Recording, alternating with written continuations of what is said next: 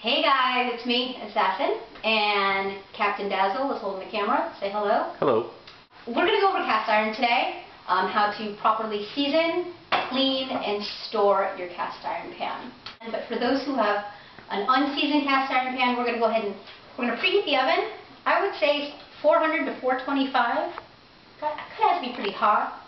I would take a high conductor heat oil. I prefer peanut oil and or vegetable oil.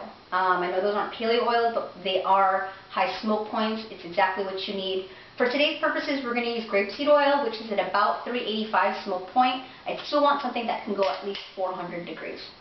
What you would do is you would put a light coating of the oil on the bottom of the unseasoned, untreated cast iron pan. Using your hands, just go ahead and rub it in. You're going to go ahead and stick that in there and let it season for probably an hour to an hour and a half. Then you go ahead and you take it out.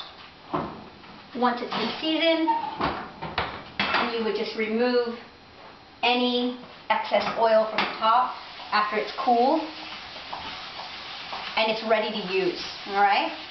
So let's say you just seared a gorgeous piece of steak or some duck, and you want to clean your pan. So you just removed your steak, you're ready to eat it, and you have this hot pan with a nice little, what we call fond or crusty brown bits on the bottom.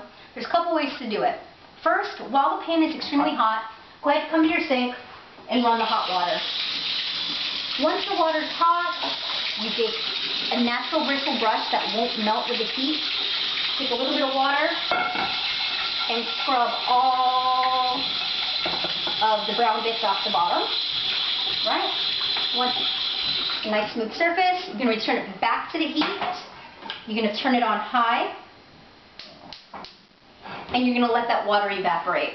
We're going to put another layer of oil on there and rub it on in. And that would be storing your pan ready, seasoned, ready to go. Another way we did it in a professional kitchen is, while the pan is still hot, adding salt to the pan, like so, a little bit of oil, and taking another natural sponge and using the salt as the abrasive to bring up all of the nasty bits on the bottom, like so.